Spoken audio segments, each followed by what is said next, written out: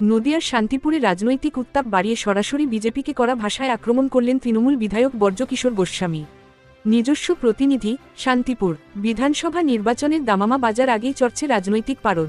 এবার প্রকাশ্য জনসভা থেকে বিজেপিকে তীব্র ভাষায় আক্রমণ করলেন নদিয়ার শান্তিপুর বিধানসভার তৃণমূল বিধায়ক বর্জকিশোর গোস্বামী। সাধারণ মানুষকে উদ্দেশ্য করে তিনি সাফ জানান, এবার বিজেপিকে বস্তাবন্দি করে শান্তিপুরের বাইরে ছুঁড়ে ফেলে দেওয়ার সময় এসেছে। শান্তিপুরের একটি উৎসবের মঞ্চে দাঁড়িয়ে বিধায়ক কেন্দ্রীয় সরকারের একাধিক নীতির করা সমালোচনা করেন। 2016 সালের নোটবন্দির প্রসঙ্গ টেনে তিনি বলেন, মানুষকে অনেক দিন ধরে লাইনে দাঁড় করিয়েছেন। 2016 সালে শুরু করেছিলেন নোটবন্দি, আর এখন আর করে মানুষের জীবনবন্দি খেলায় মেতেছেন। অনেক হয়েছে, আর নয়, শান্তিপুর আমাদেরই থাকবে। বিজেপিকে সরাসরি নিশানা করে বর্জকিশোর গোস্বামী দাবি করেন যে শান্তিপুরের মাটিতে বিজেপির কোনো জায়গা নেই। তার কথায়, নোটবন্দি থেকে জীবনবন্দি অনেক হয়েছে, এইবার আপনাদের বস্তাবন্দি করে শান্তিপুরের বাইরে ফেলব। তিনি আরও যোগ করেন, শান্তিপুর আমাদের ছিল, আমাদের আছে এবং আমাদেরই থাকবে। তৃণমূল বিধায়কের এই বস্তাবন্দি করার নিদান ঘিরে ইতিমধ্যেই শোরগোল পড়ে গিয়েছে জেলার রাজনৈতিক মহলে। বিরোধীরা এই মন্তব্যকে প্ররোচনামূলক বলে দাবি করলেও তৃণমূল শিবিরের দাবি, সাধারণ মানুষের ক্ষোভের কথাই বিধায়কের মুখে ফুটে উঠেছে। 16 সাল থেকে শুরু করেছিলেন নোটবন্দি, তারপরে এইবার জীবনবন্দির খেলায় নেমেছেন এই এসআইআর করে।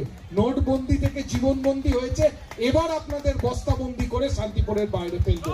শান্তিপুর আমাদের ছিল, আমাদের আছে, আমাদের থাকবে। এইটুকু বলে বক্তব্য শেষ করলাম। মা মাটি মানুষ জিন্দাবাদ, মমতা বন্দ্যোপাধ্যায় জিন্দাবাদ, আমার নেতা অভিষেক বন্দ্যোপাধ্যায় জিন্দাবাদ। লোকসভার দ্বিতীয় দিন আপনি এই মঞ্চ থেকে দোলসব থেকে কিন্তু বিজেপিকে তীব্র কটাক্ষ করলেন, বললেন বস্তাবন্দি করে বাইরে ফেলে দেওয়া উচিত।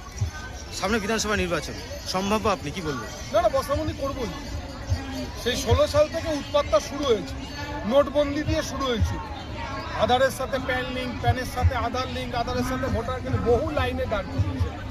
একটা সহজ প্রশ্নের জবাব দিতে হবে তাদের, যে হিন্দুর নাম বাদ গেল কেন? এই প্রশ্নটার উত্তর তাদেরকে দিতে হবে। এবং আমরা এই জায়গা থেকে দাঁড়িয়ে একটা বিষয়ে সহমত, তারা বলছে সিএতে আবেদন করুন, কিন্তু একবারও কি নির্বাচন কমিশন বলেছে যে সিএতে আবেদন করলে 26 সালে ভোট দিতে পারবেন? এই জায়গাগুলো ক্লিয়ার করার মতো সময় কিন্তু এবার এসে গেছে। আমি অনুরোধ করব যে একটা জায়গায় যে মানুষ কিন্তু অত্যন্ত সজাগ সচেতন হয়ে গেছে, এবারে জবাব দিতে হবে। 20,000 মানুষের ভবিষ্যতের সামনে একটা জিজ্ঞাসাবোধক চিহ্ন দাঁড় করিয়ে দিল নির্বাচন কমিশন। কে প্রথম বলেছিল 1,20,00,000 লোকের নাম বাদ দেবো? তৃণমূল তো বলেনি। আজকে ভাবতে হবে যে কারা এই ক্ষতি করছে। প্রস্তুত থাকুন, চতুর্থবারের জন্য মুখ্যমন্ত্রী হচ্ছেন মমতা বন্দ্যোপাধ্যায়। তৈরি থাকুন, শান্তিপুরে কচি ঘাসের ওপর জোড়া ফুল সিম্বল।